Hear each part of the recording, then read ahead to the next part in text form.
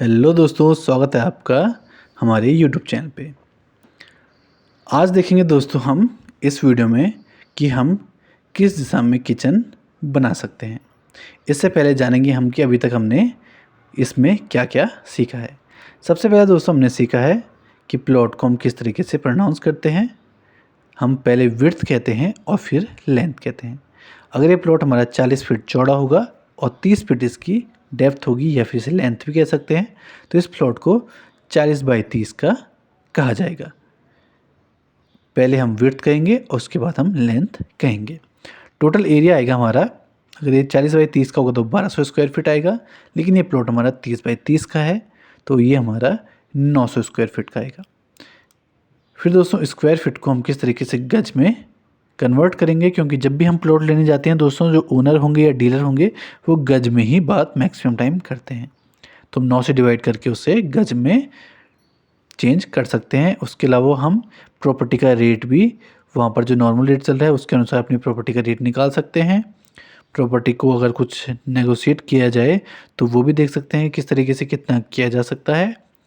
उसके अलावा दोस्तों हम यहाँ पर दिशाओं के बारे में समझे थे कि हमारी 4 दिशाएं, 4 कोण, और इसके अलावा जो हमारे 8 अलग अलग कोण होते हैं वो कौन कौन से रहते हैं और कितनी डिग्री पर आते हैं, और ब्रह्म स्थान हमारा कौन से स्थान में रहता है, और टॉयलेट हमें किन किन स्थानों में नहीं बनाना चाहिए। ये सब चीज़ें दोस्तों अभी तक हम सीखे थे। आज जानेंगे हम कि किचन हमें किस स्थान पर बनाना चाहिए। सबसे पहले दोस्तों हम इन 5 तत्वों के बारे में जान चुके हैं: जल, अग्नि, भूमि और वायु।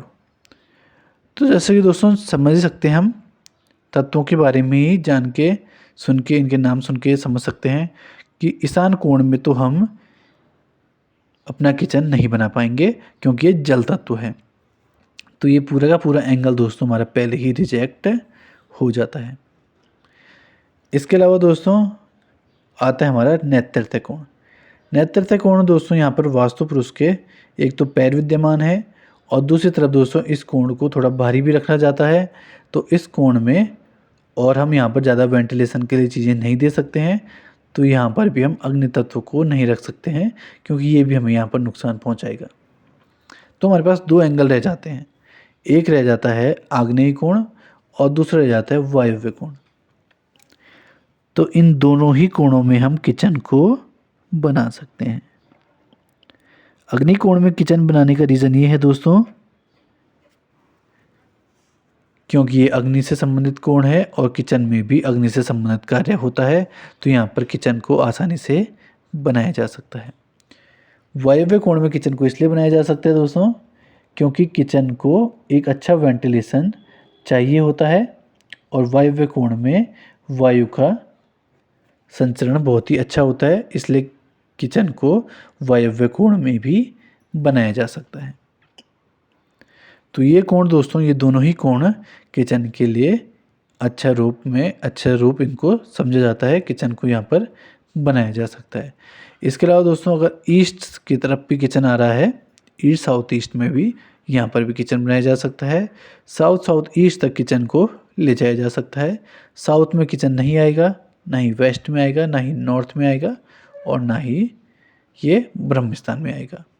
इन्हीं 2 एंगल में मेन तौर पे किचन बनाया जा सकता है। इन पर दोस्तों इन्वर्टर भी रखा जा सकता है या फिर किसी भी टाइप का जो अग्नि का कार्य है वो चीज़ें इन एरियाज़ में की जा सकती हैं।